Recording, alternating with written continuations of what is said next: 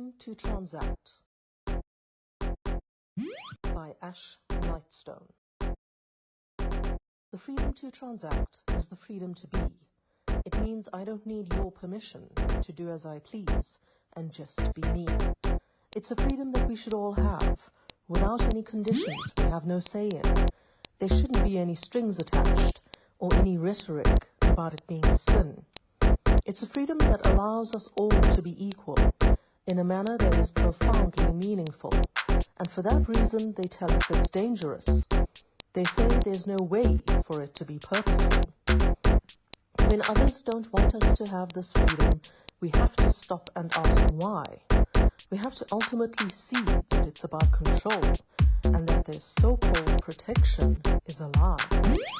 This is the ultimate freedom, the most significant one.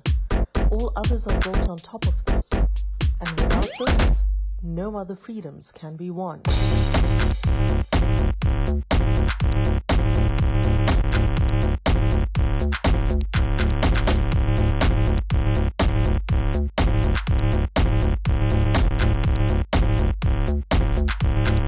Freedom to transact.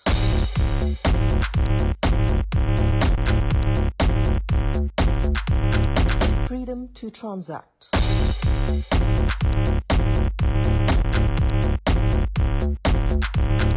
Freedom to transact.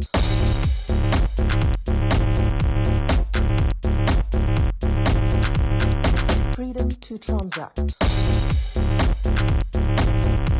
Freedom to transact. Freedom to transact. Freedom to transact. Freedom to transact. Freedom to transact. Freedom to transact. Freedom to transact. Freedom.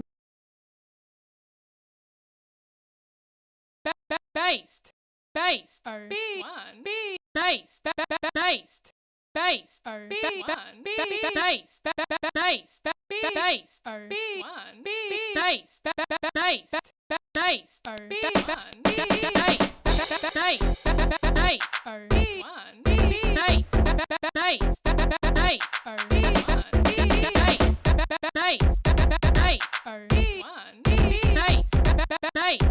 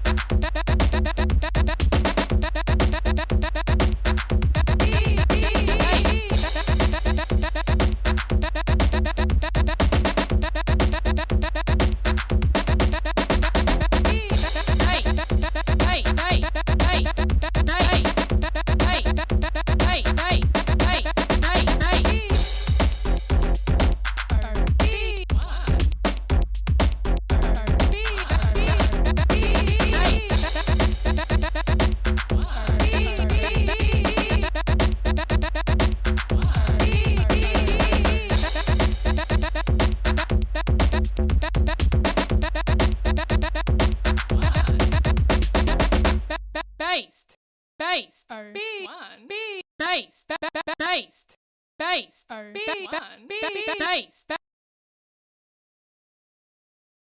Okay, welcome back to another episode of the Audionals show.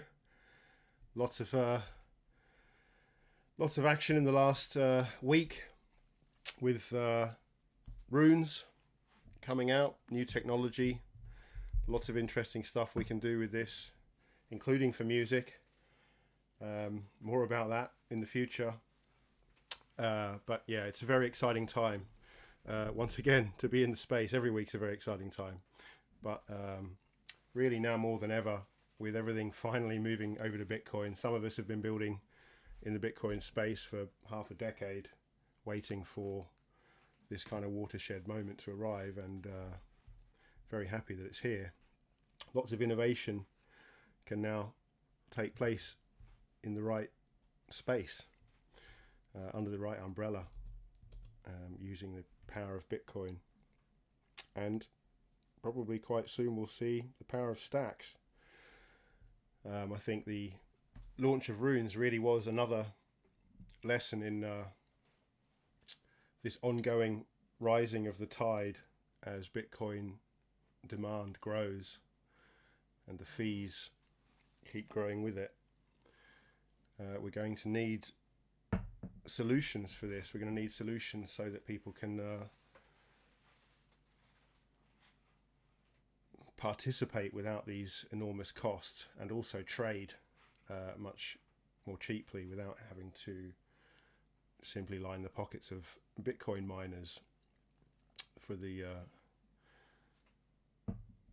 opportunity. So I think that this, it's all very much a big lesson in how this space is evolving and how it needs to continue to evolve to allow innovation to remain affordable, also for trading to have no friction by high fees and long confirmation times.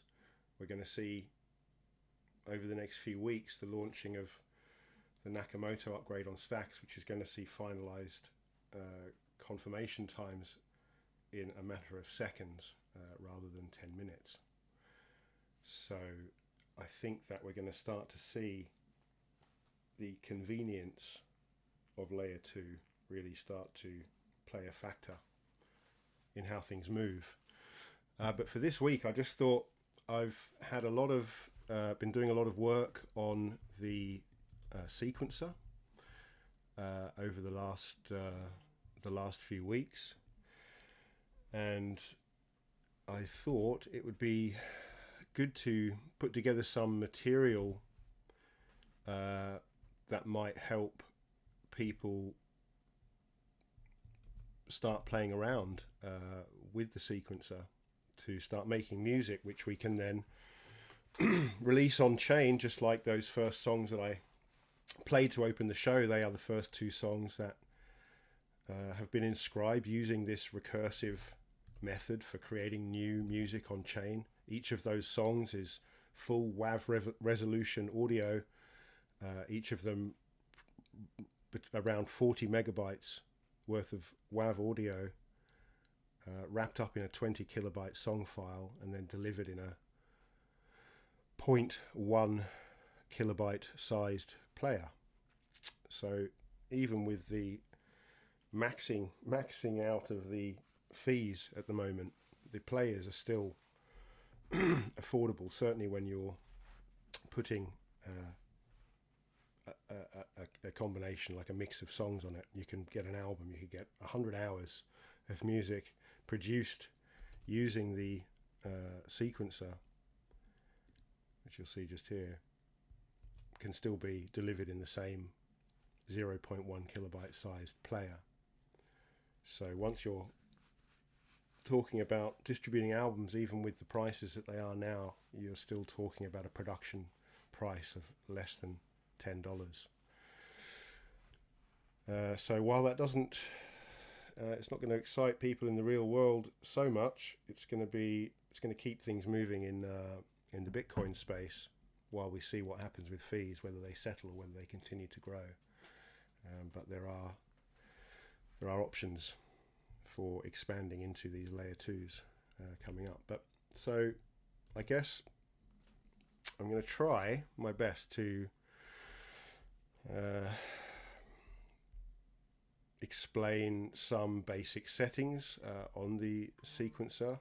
This is if you just go to audionals.com, the sequencer will load automatically for you here. I've actually disabled this now for the time being, so you can't actually create the Audionals Again, it's not really price wise, it's not really worth it right now. It's more fun play around with this stuff for free, create songs, and then if you want to inscribe those songs, you know, that's going to be a hell of a lot cheaper than even just inscribing a single snare sound at this point. So when you load the sequencer, this is the first thing that you'll see on the page when you go to audionals.com. Excuse me. And this is basically what's called a step sequencer. All of these are little buttons along here that you can turn on and off. And there's 64 of them representing 4 bars. So each of these blocks between the yellow is a bar. So you've got a bar here, here, and here, each with 16 steps in each bar that you can trigger to play a sound. If we want to load some sounds, there's several ways that you can do this. You can load presets, which we have up here, where you can load some of these preset songs. This is the song that we listened to at the opening of the show. Based. B1.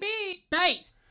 It opens in a looped play. If you want to hear the actual song, you need to select continuous play, or it's going to continue to play this first 4 loops of the sequence. But if you skip through the sequences, you can see we've got lots of different 4-bar sequences that will play in sequence. If you select continuous play, it will jump from one sequence to the next. But you can jump through them as well manually.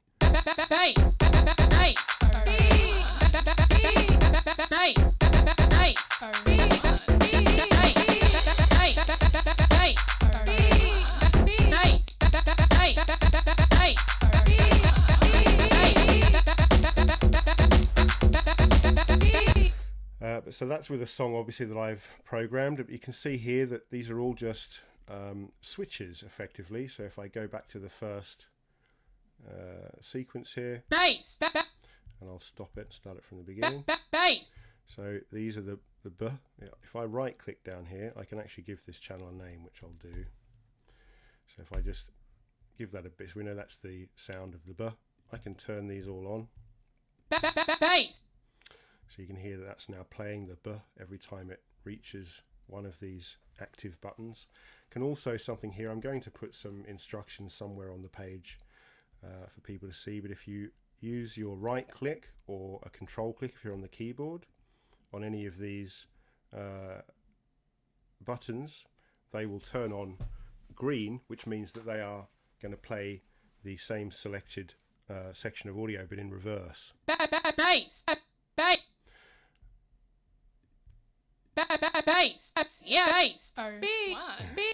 So you can have a bit of fun with that. It's actually, I was showing people, I'll probably show in this episode, I'll do a section where I'll show you how you can loop up sounds to create kind of synth-like sounds from pretty much any piece of audio. So if we go back to starting from scratch, if you didn't want to load one of these presets, in fact, just to show you this one, this is the OB1 project template. So if you load this one, it's just going to load the OB1 samples. These are the samples here, 1 to 11, and then we've also got these additional vocal samples which are used in the based inscription that I played earlier. So this just loads up an empty template, allowing you to start to play a song. Of course, you could go through and just very methodically place your kick drum sounds, for example, but I've actually added, to make it a bit easier and bit quicker to create songs from scratch, I've added these buttons here, which we can see it says auto draw a pattern for the current channel, click to scroll options. So when you click through any of these buttons, it's going to start by filling every step. It's going to make every step active. The second click will halve that amount of active steps, halve again, halve again, halve again, until it goes back to nothing. So that just allows you to quite quickly program some beats. So if we wanted to set something up here, we can take our kicks on every beat. We can set a hat up like this, and then the snare, which we can actually, then you can use this arrow to the right. This allows you to move your pattern one step to the right, so we can click 3-4 times to put our snare on the offbeat there. So let's have a listen to that. So straight away, that's quite quickly he's able to set up a loop.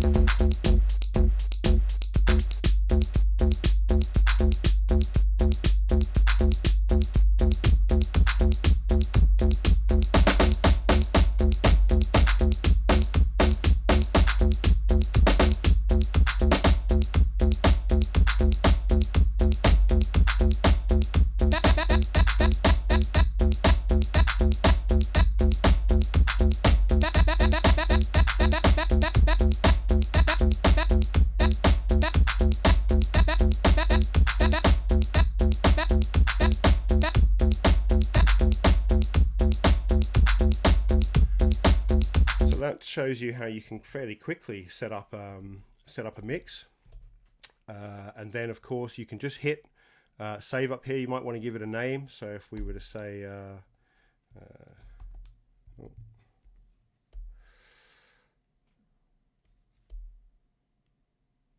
hello, there's a bug.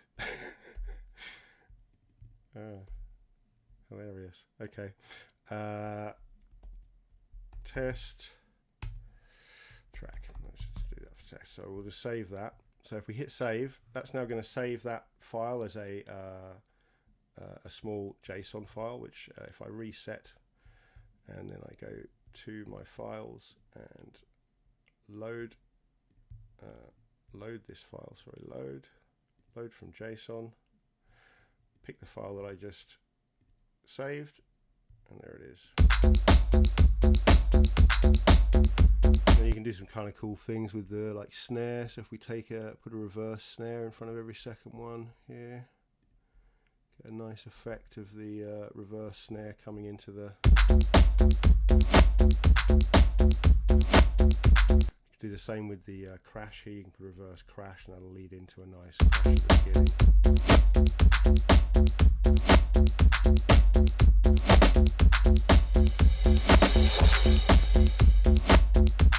So that's all just using a couple of little tricks. We're just using the same on-chain audio, same crash. That was quite a large file we made there. It was around 350 kilobytes just for that crash on its own. But now you can reverse it into itself, so you can create some of these effects. And you can also, of course, go in and even trim the crash so that it doesn't, to take a particular section of it.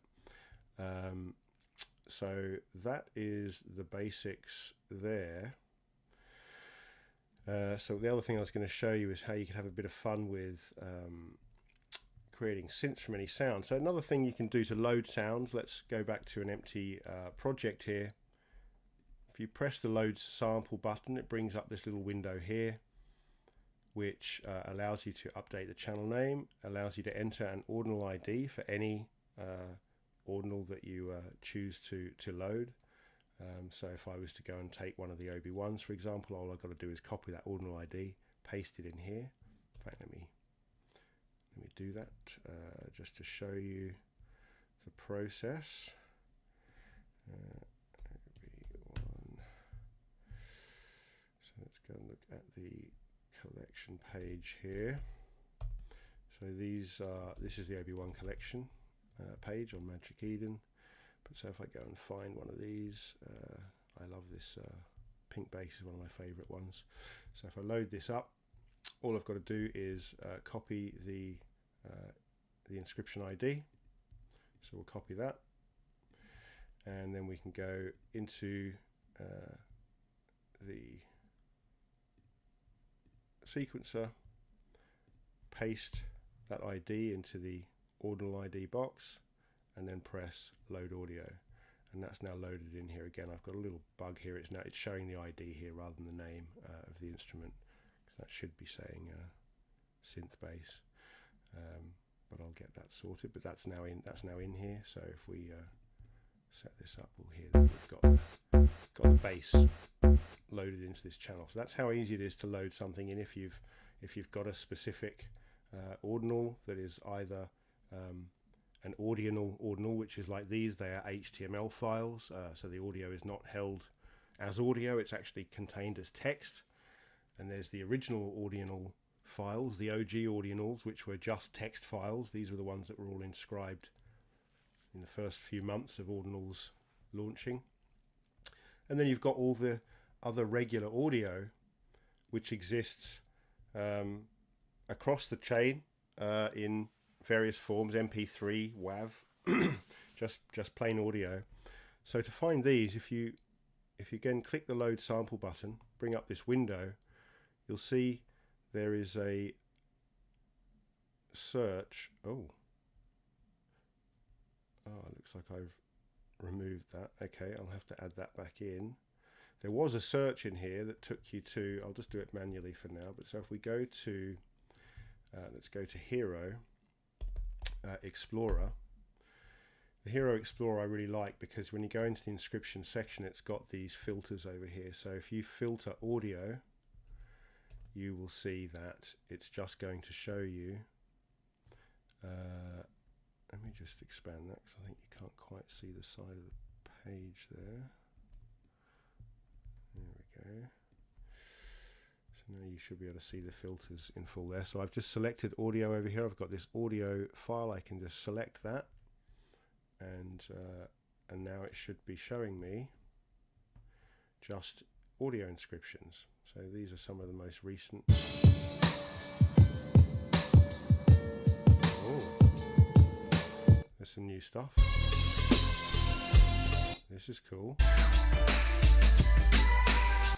Okay. So there's loads of new stuff here since I looked last time. But so if we select one of these, and again we'll just copy its ID here. Go into the sequencer. Sorry, this one. Enter the ordinal ID. Load audio.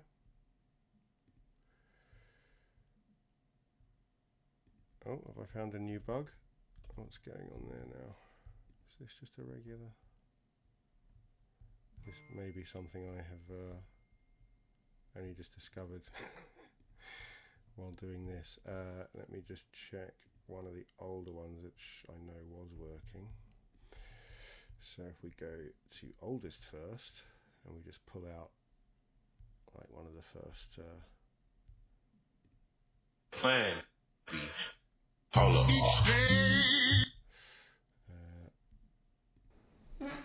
it's weird, it's not showing the very earliest. Hey, you. What do you do if you live? Let's just go for this one.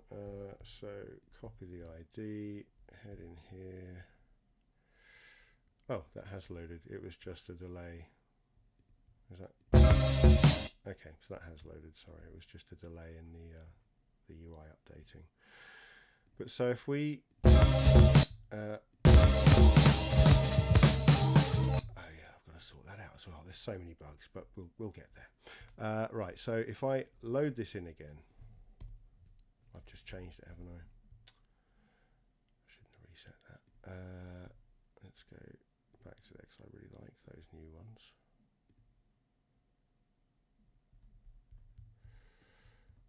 Some of them are cool. Yeah, this guy, I like it.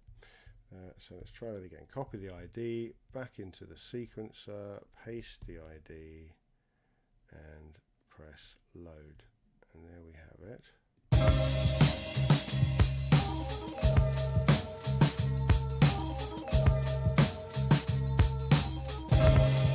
It's a long loop.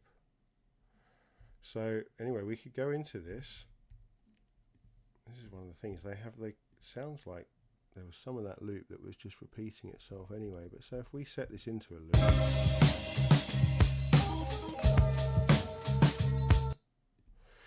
it looks like it's going to be around here, perhaps.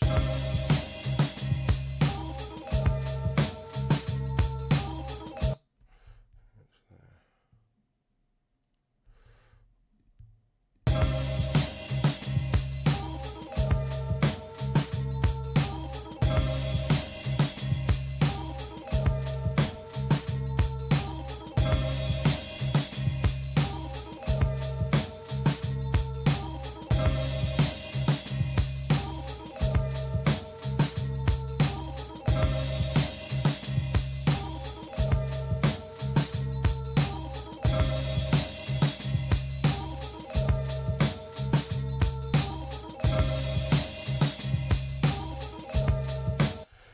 so that sounds like it's looping fairly well. So then I can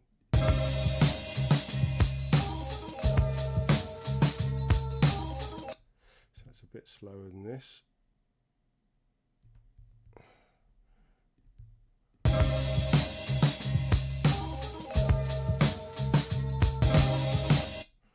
slower than that.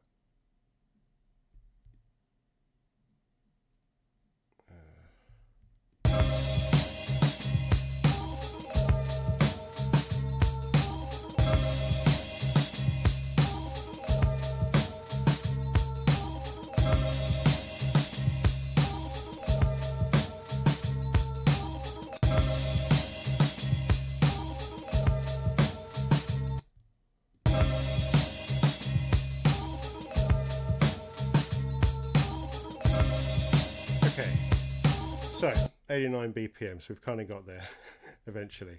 I might just rename that live loop.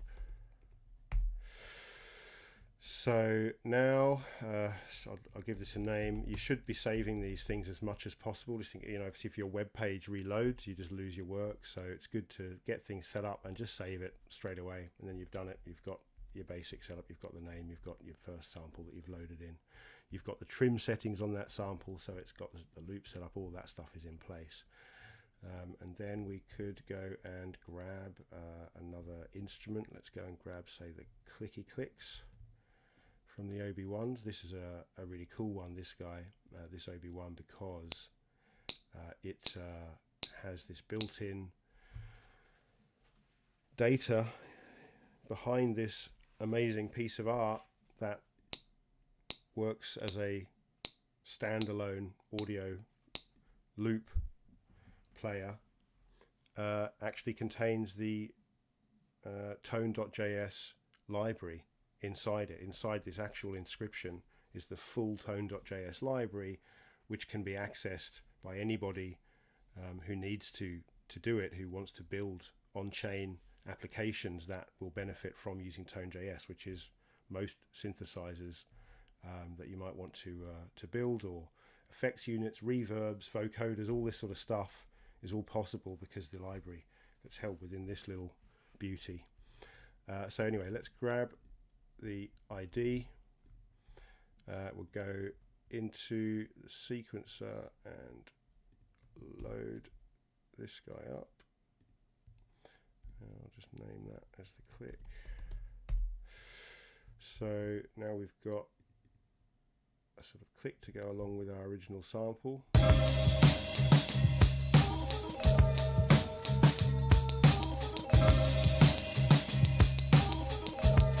Turn it up and turn it down as well.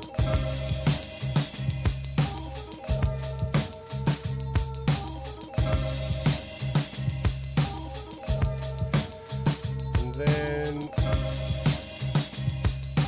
maybe we might grab another instrument. Maybe we'll grab the clap.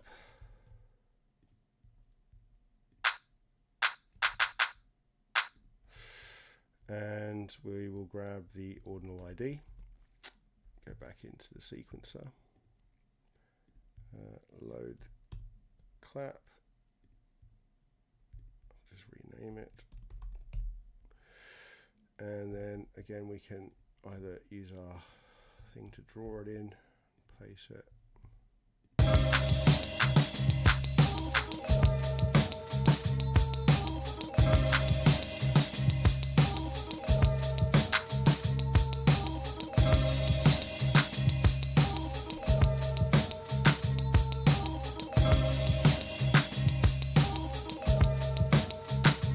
Save it. And then let's find another instrument. It could be, I mean, we could put a big kick in there, I guess. So let's have a look at this guy. This is the big hard kick drum. Back into the sequencer, into the audio ID, load it. Just going to rename that kick. And then we can, let's go 4/4, hard kick.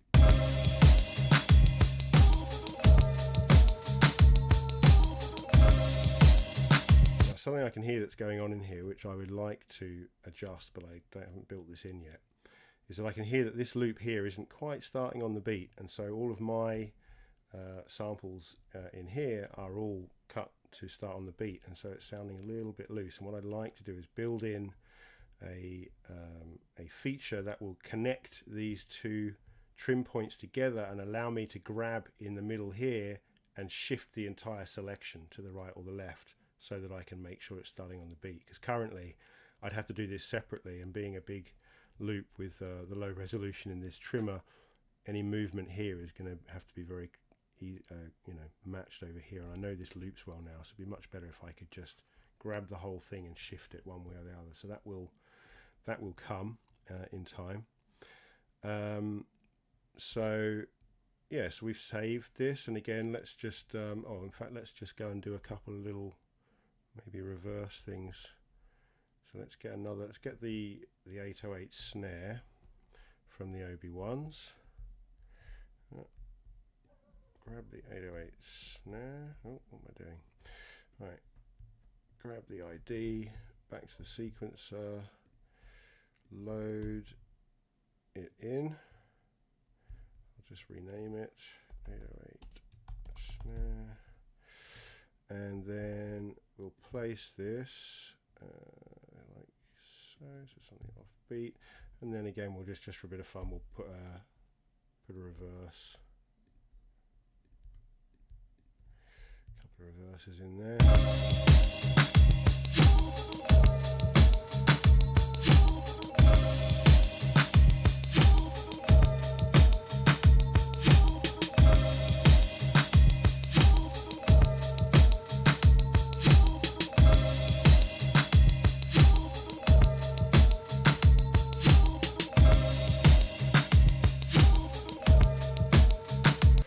Save it, and then I'll just show you, just to check that we've saved it, we'll reset, we'll click load from JSON, find that file, hit load, and that's as simple as it is. And that little JSON file, I think these ones are they're coming up about 13 kilobytes, so it's a very small file, very easy to send. If I send that to you right now and you load it, you're going to get my song. We can just collaborate just like that, by sending a 20 kilobyte file between ourselves and nothing else. I don't have to send you any plugins, I don't have to send you any of my samples, because we're all working from the same hard drive. I don't have to send you the plugin, the audio trimmer. I don't have to send you my pitch or my volume settings. It's all built in. All of the effects, everything is all part of the on-chain library that is being built to allow these sorts of things to happen. So that is I think a fairly good opening into what to do with the sequencer. In fact, something else that's quite important here, which is good to know, is this copy paste up here. This is just for copying. So it says copy sequence steps. It's just going to copy literally just what's active in these steps. In fact, I don't even think I've set it to properly copy the reverse yet, so that may not copy. But when we press copy, that's copied the sequence settings. Select another sequence to paste to. So if I skip to the next sequence, which is empty, and I click paste, and now we've got our settings in here. I can hear it. It has copied them, but it hasn't copied the class. However, that. So what was that? Was that and that? Oh, look, it did when I moved it. Okay. Little bugs will iron out in time, but there we go. So that's, we've now got two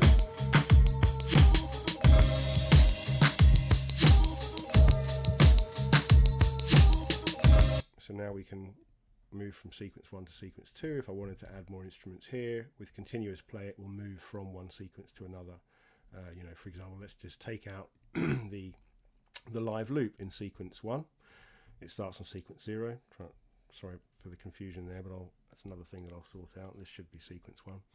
But so the first sequence is sequence 0, and then if we tick continuous play, it's just going to play through the sequences. So now when I play from the beginning of the song,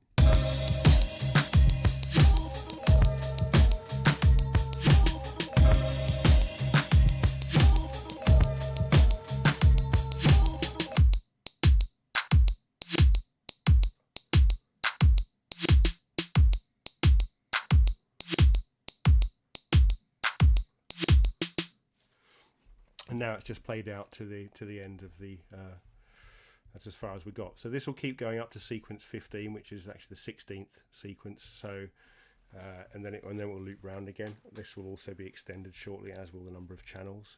These will be upgrades coming soon once I've got this as stable as I can get it, iron out all those bugs. But on the whole, it works really well. Again, once you've got that tiny file, you can share it with someone, send it wherever you want. They can share it. This is all off-chain, offline. It's private, effectively. Whatever you're doing in this state is private. You can create an entire song. You could share it with certain people. It's still utilizing all the on-chain assets. It's playing from the chain. There's no trickery going on here, but it doesn't exist as a song. Really until you inscribe it. Once you inscribe it, that's when you have actually finally recorded. This is the on-chain recording, if you will. Once you've inscribed it, you've inscribed that tiny 10 kilobyte file. Now you've got a song that everyone can hear and listen to. They can find it, they can mint it, they can own it, all of that stuff. Whereas prior to actual inscription, it's as private as you want it to be. Whether you're sharing it with a group of people or a single collaborator or keeping it to yourself, that is up to you. That JSON file is your sheet music copy, if you will. So that I think that pretty much does cover most of the important stuff here. Obviously, you can move your BPM. I've shown you that in the beginning. I think I have covered most things here. I'm just going to save this again because I've created another sequence, so I'm just going to save that. And again, it's saved it as live loop, and it's added a 4 on the end there because it's the 4th time I've saved it. So the next thing I was going to show you, I've shown you that this has reverse, which is all well and good, but something that I've been working on hard for the last few weeks is this. This is the kind of newer version of the sequencer. It looks pretty similar, but you might have noticed there's these purple buttons that I've added here. So we've now got volume, which we had before. We've now also got a pitch or a playback speed button, which allows me to change the playback speed and, in a cheap and cheerful way, the pitch as well. So what I can do now is I could take the bass, for example, this bass that I like. Bass, bass, B1, B, bass, bass, Pitch. bass, B1, B, bass, bass, bass, B1, B, bass, bass, bass, B1, B, bass, bass, bass,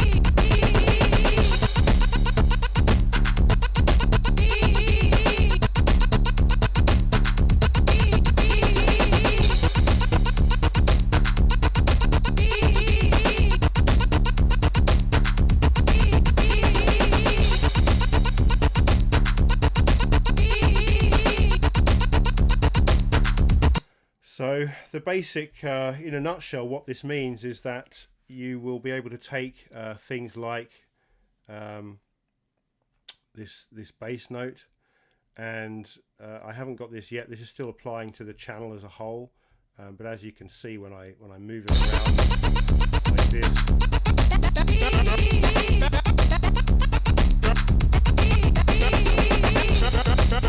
so you see when I move it around like this, what I'm going to do is apply this so that it can be applied step by step.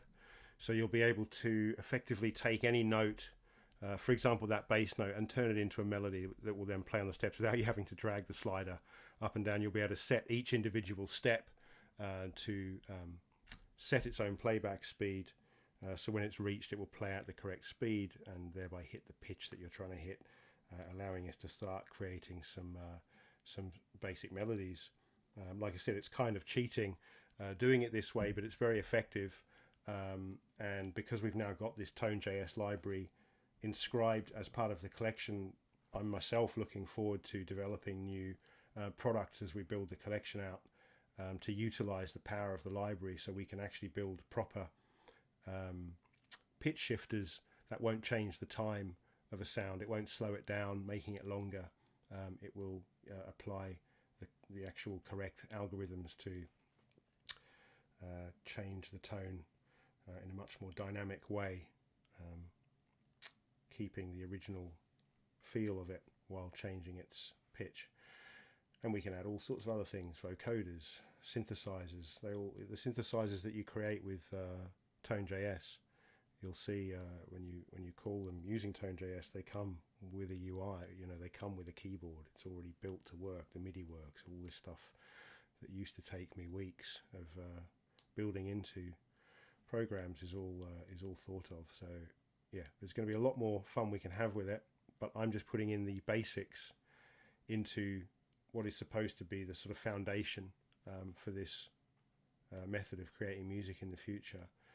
So just things like reverse and playback speed are things that can be implemented in very simplistic ways at this kind of foundation level, despite the fact they may or may not be used so much in the future when there's better options, better processing, better plugins, once we've got actual companies like VST producing things that can be used in this environment. So yeah, so that is the pitch, the volume, the reverse playback. That was the other thing I was going to show you, was how you can muck about with creating sounds. Now, something that I wanted to try and get back in this version is this list that I had here, where you could search for you could search through all the stuff on Hero. But so if I just go and find something here, so let's go back to these early Hero. Oh, let's try something new. One of these new ones. I mean, it's kind of more fun even with spoken word. Let's go back and see what's back here. Üdvözletet küldünk magyar nyelven. This will do. So for you, let's just take this bit of vocal and we'll go back into sequencer and we will load this into channel 0. So now we've just got this little bit of Üdvözletet küldünk magyar nyelven minden békét szerető lénynek. So what we can do is play it on every step. I need to add another button to do this, but what you then do is go across and every other step reverse it into itself. So whatever selection we trim out of this longer piece of audio, and this is only a 6 seconds or something, but this could be an entire half-hour piece of audio, but all you're going to do is actually select about a second of it to reverse into itself. So if we go into the trimmer here, and we'll just get a little section of the audio like this. And then we're going to allow it to loop, but because we've got it going forward and reverse, it's not going to go back to the beginning, at the end of the loop, it's going to play forward, then it's going to play backwards. So you get this modulation.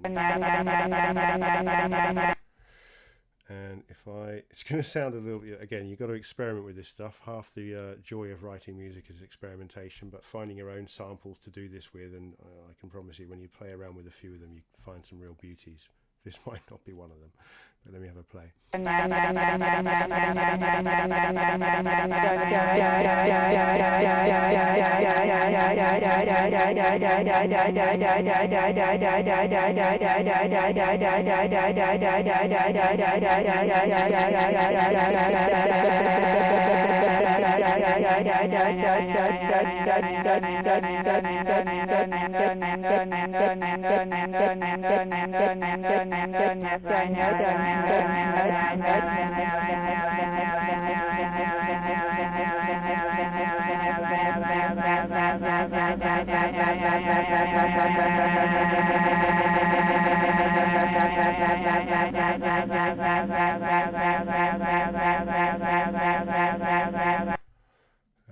then if we maybe get another instrument in there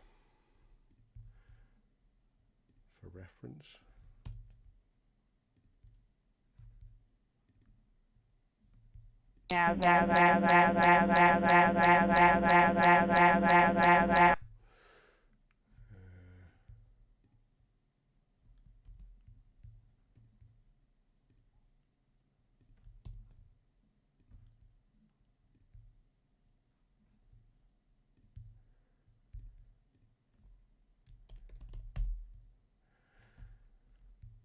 Let's get the snare, the big snare. Where's the big snare? It's that one. Extra bassed, Pepe. Get the snare. And we'll load the snare.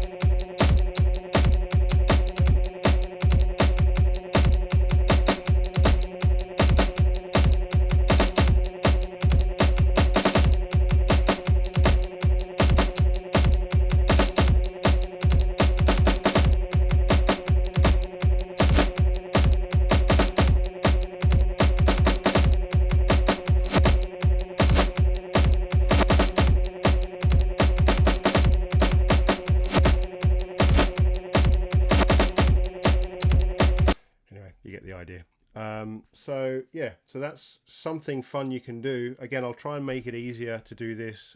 Partly is getting the load from Hero working again in there. But again, once you've kind of come up with a cool drone, you can save that, send it to someone else. They can start working on it. I am going to end up getting the ability to copy a channel, so you'll be able to just take, if you like a particular channel in a file someone sent, you'll be able to copy that channel, paste it into your own project with all of its settings, including the sample, the loop, the trim, the step settings, all of that stuff will all be part of that process. So again, just to try and make it as convenient as possible to share and collaborate. And then of course, once we've got enough people writing some music, some of you will want to start inscribing them, and then we can start to really build out this new landscape. I mean, I guess this is like another new 10k collection, of which there's currently 2.5. Well, I guess there was 2 earlier releases that I created on the first sequencer. They were just 8-track songs, so there's only 2 of those, but then there's, on the 16-track, we've had the first 2 of those. So there's only been 4 songs, I guess, made in this style, but there's going to be millions. This is just the beginning of using this new technology to do something not only that allows us to do cool things and trade our music on chain, but the Merkle tree of attribution that comes from this can't be underestimated. Going back to that, I mean, even this as well, whatever this audio is here that I'm using, it's an piece of audio that someone decided to record and put it on chain. And if I decide to recycle it, to turn it into this,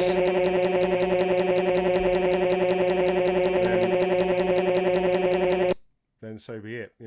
I've decided to take that vocal and do something completely unintended with it, turn it into a synth. If I end up writing a hit song with that, selling loads of these songs, which again, because they exist on chain, the only way I can really sell them is through a marketplace, through an on-chain transaction, and that now records a record of the fact that I've used this vocal, I've done something with it, it's in a song, and I've now made some money from this. So that whole transparent model, it doesn't necessarily enforce the payment of royalties, but it 100% enforces the attribution element of it. You cannot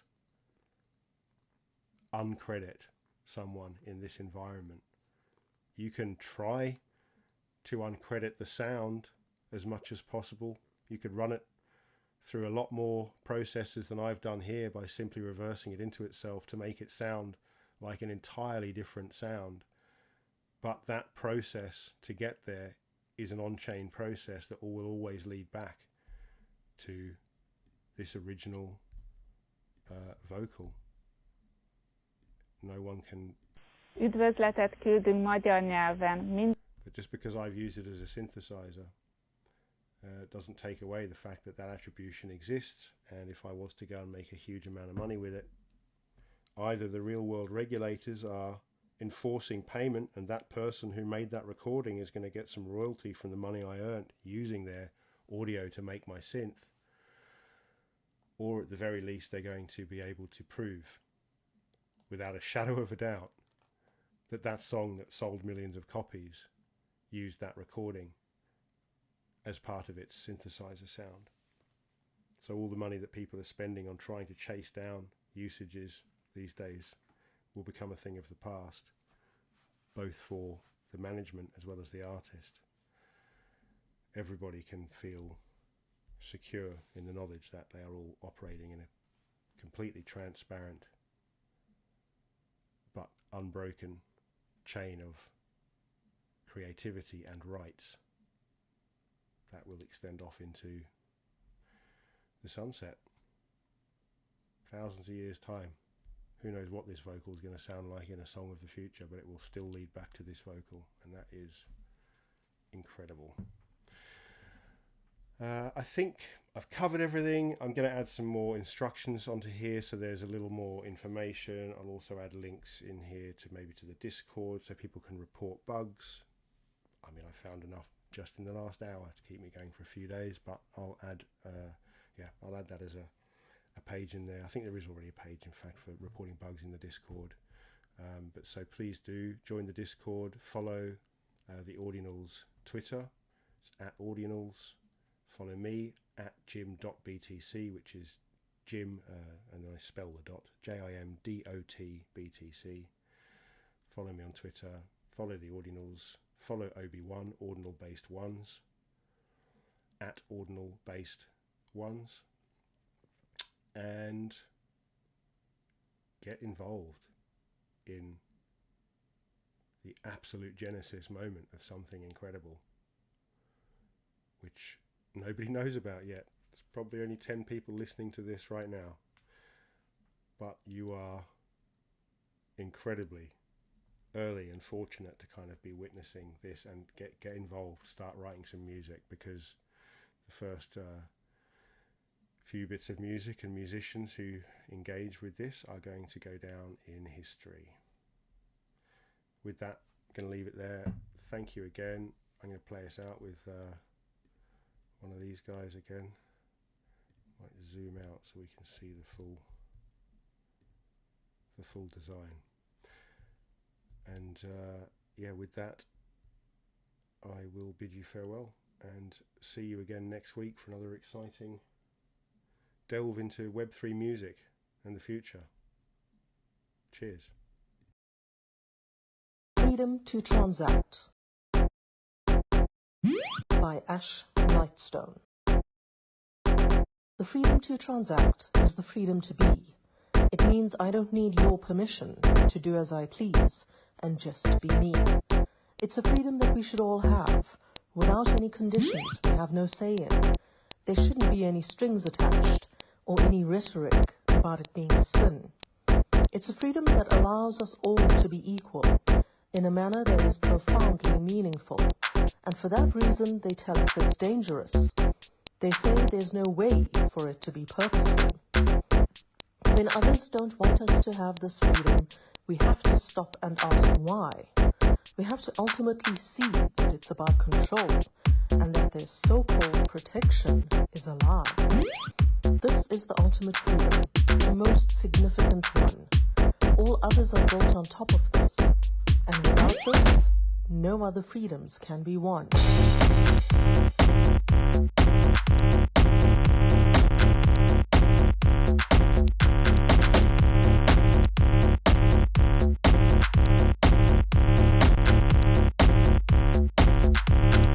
Freedom to transact.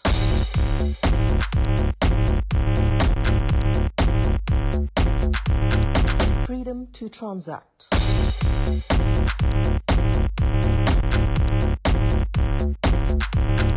Freedom to transact.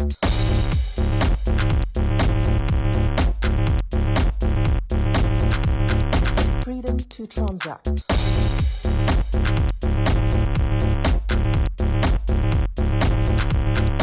Freedom to transact. Freedom to transact. Freedom to transact. Freedom to transact. Freedom to transact. Freedom to transact. Freedom to transact.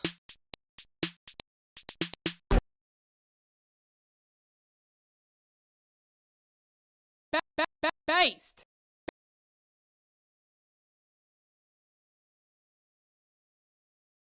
Based. Based. B1. B. Based. Based. Based. B1. B. Based. Based. Based. B1. B. Based. Based. Based. B1. B. Based. Based. Based. B1. B. Based. Based. Based. B1. B. Based. Based. Based. B1. B. Based. Based. Based.